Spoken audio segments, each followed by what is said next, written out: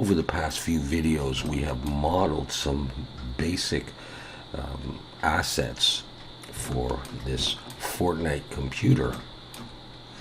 And I think we're going to go on and just do a couple more of these. And then I'll move on to actually modeling the computer and using these things. All right.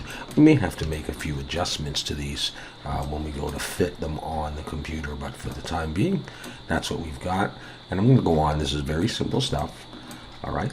And we're going to make these sort of rectangular or square buttons. We're going to make this thing here, and I think we'll do the handles. I'll show you an easy way to do the handles. All right. So easy stuff. I'm looking from the front orthographic view. The way you get there is by pressing 1 on the numpad. And I'm going to press Shift-A, Mesh Plane. Go into Edit Mode by pressing Tab and scaling it down by pressing S. RX 90 to rotate it 90 degrees. And here is our square plane. I'm going to press I to inset. Come in like this. I'm going to turn it to the side a bit. I'm going to press E to extrude and gesture out in the Y axis, Y direction. With that face still selected, I'm going to press S to scale, move it in like that. Now, I don't want just a flat plane. When I go to put this onto the computer, it'd be very hard to line that up. All right, so I'm going to give a little bit of thickness to this, and the way I'm going to do it simply is press 2 for edge selection, Shift and Alt, click that outer edge, press E to extrude, and come back in the Y. And if you're coming up like that, just press Y. I just need a little bit of that so I can push it onto the surface. Next, I'm going to Shift and Alt and click that edge, this one, and we'll bevel. Control B and pull, split it like this, and then round it off by scrolling the mouse wheel up 1, 2, 3, and then Shift and Alt and click the top, Control B and pull, and do the same thing like that. Shade smooth, and for those shading errors, we'll come over here and we'll try by adding weighted normal and auto smooth. That's not quite enough, it appears. So what I'm also going to do is I'm going to add a bevel modifier, and I will try angle, and I think that's good enough. Try bumping up the segments. Look, when I did 2, that's even nicer. All right, so let's see how many polys are getting up there for the whole thing. And that's the whole thing right there. All right, it's not low poly or anything when I come to do the whole thing, but I think it's fine. So I'm just going to move that over, scale up a little bit. So there is our square button. And to make this guy here, let's make it, I'm going to be doing a subdivision surface maybe on this, I'm not quite sure. I'll go ahead and I'll do 22 vertices for this circle. Go into edit mode, scale it down. I'm going to rotate X 90 for that one. And let's just do this. Let's press E and S, come in like this. Extrude out in the Y direction, scale it down. F to make a face. Select the whole thing, Alt N, recalculate outside in case my polys are flipped. So this is what I have so far. Now I want to actually take this edge and scale it in a bit more, I realize. Then I'm going to E and S, scale it out. I want this area here to form this border here, although it looks pretty flat, doesn't it? All right, in that case, maybe I don't need all that. Press that. Yeah, maybe I don't need to do that. Let's take this edge actually then, and no, I think I do need that. I am going to extrude down. I will flip my polys again, and I will take these. I switched to face selection. I selected them, and I'm going to extrude them up. I just feel like I do need that. I could be wrong. All right, in edge selection, let's shift alt and click here. Let's bevel these, control B. And I could probably get away with 3. Let's see, if I do 5, I'll do that. And maybe this is a little tall, so I'm going to go into edit mode, press 3 for face selection. Grab it and just pull it back. I will bevel, however, a little bit. I'll just put 3. And my shade smooth, I don't think it's quite enough. I'm going to do control 1. And I will get this. And that's pretty much what I'm going for. But I might consider throwing an edge loop down here. Okay, so I've got that piece.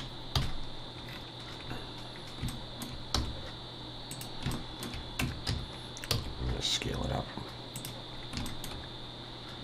Press G to grab, move it over. So we're building up our collection. I'm going to use a UV sphere for this, and I'm just going to decrease the number of segments on this to something like 16 and let's try 16 and 8. So I'm using a little bit less. Go into edit mode, Z for wireframe and 1 for vertex selection, and press B to box select and delete those and select it all. And then I think I'll scale it in the Z to flatten it out. It doesn't have to be that tall. And really when I look at this one, where'd it go? This thing here. It doesn't come out that far. So something like that. Press Z and go back into solid mode. And then what I'll do is I'll select this edge here, E and S, and come out just a little bit. E and S, come out a bit more. I'm going to do the same thing we just did on the last one. Alright, but with that edge selected, I'm going to press E and I'll come down a bit. Alright, so that I can attach this to the computer and I don't have to get this single, face flush with the surface. And then I will select these polys in face selection and extrude them up a bit. And then we'll do what we did before. We'll just shift alt and click these edges in edge selection and control B pull. I can leave it at 3 segments in total because I'm going to be subdividing this. I'll try control 1 and see if that's good enough. And this is what I end up with. Alright, kind of similar to that. If I wanted this a little bit more round, I could take those edges and control B and see if I have enough room to pull them down like that, so that I have a similar amount of distance around there.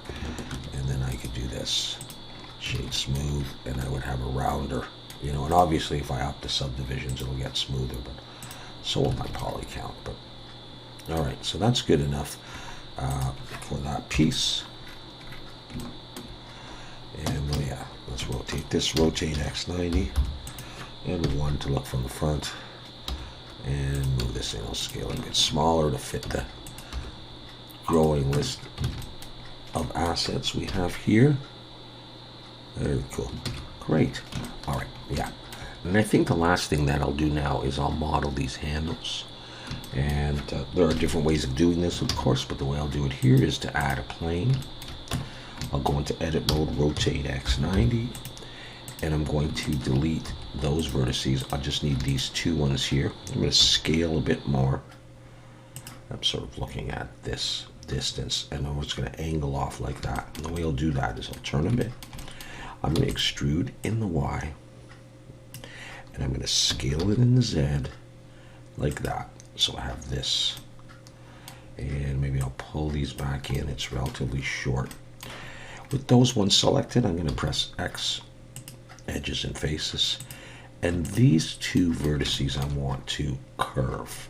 It's not a sharp edge like that, so I'll press Shift Control B and pull them and roll my mouse up so I have a total of 5, and then just pull your mouse in and out till you get a curve that you like. So I'll do something like that. Back into object mode, object, convert to curve, and over in the curve dialog box or properties, we'll come over here under bevel, round, depth, hold shift and pull until you get the thickness that you want, and we will shade smooth. All right, So that's a curve right there. Now I'm going to come over here and I'm going to turn on wireframe, and you can see what it would look like as a mesh, just like that. I'll turn that off again. But it is a curve, and you know, if you're just texturing this in Blender, you can add a material to that. But if you had to unwrap this, you'd have to convert it to a mesh. So I am going to convert it to a mesh. You can come over here and adjust the resolution so that you don't have so many polys in it. So often I would change that to 3, and I would come down here under the bevel resolution. I'll change that to something like 3 as well. And then I will just go ahead and convert this to a mesh, and let's go in and look. And you can see it looks very similar to what we had a moment ago. Okay, now I want to put on, you can see this round piece right there, very simple, right? But in order to position it well, I'm going to press 2 to go into edge selection, and Shift and Alt and click there. Shift S, cursor selected, just to bring my 3D cursor there. And I'm going, with that done, I'm going to go into object mode and Shift A, mesh, circle, and just choose something like 18 vertices. Go into edit mode and scale it down. I'll go ahead and rotate X 90, F to make a face, and you know, pull it out to where it cuts off, and that's probably going to be okay. I'm going to extrude it back just a little bit. Select it all, Alt N, recalculate outside, and then I'll take this and I'll bevel, Control B, and have, say, 3 segments in there, or however many I had. Shade smooth. Maybe I'll go in, maybe it's a bit big, I'll just scale it. And that's really it that you would need. Now, if this is the correct length of the handle, you're set. If not, I can come in and in wireframe, and 1 for vertex selection, I can box select that and I can pull it up. Or I'm not changing the curvature or anything, I'm just changing the length of the handle. And if I like that and I want another one of these, that's not actually central, so let's select both of those and slash key and focus on that, and then just take this piece and maybe we'll move it down a bit until it looks like it's in a good position. Okay, that's probably going to be okay like that. If I want another one down here, I mean, I can just copy it, or I can try and get it in the right position. So what you want to do is you want to select something that's pretty much central. So what I did is I went into face selection and Shift Alt and click there.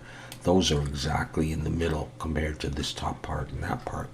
Shift S, bring the 3D cursor there. So then you can select this and set the origin to the 3D cursor, and then mirror it down.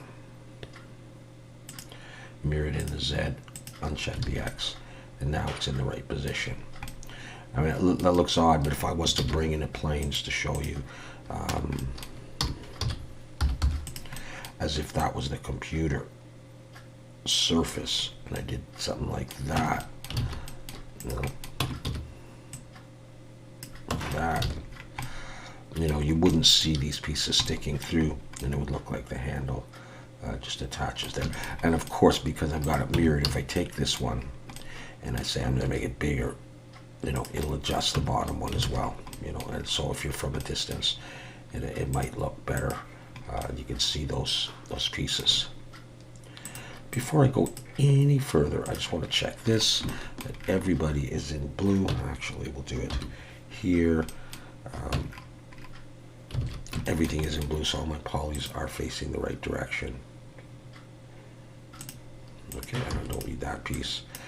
And what I'll do is I will make a collection here. I'll call this handle. Drag it over. And here,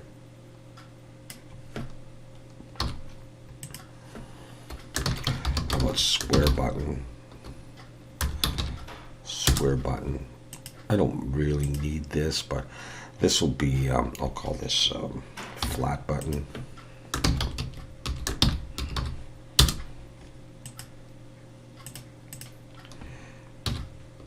And round button.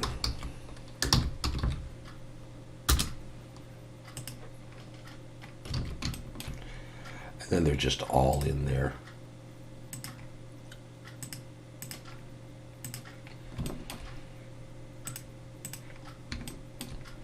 And that's everything so far. And I think that's all I would plan. Again, they're not scaled necessarily the way that I would want them in the end, and might need a few adjustments, but there are some very simple assets for modeling this Fortnite computer, and we'll move on to that next. So thanks very much for watching. See you next time.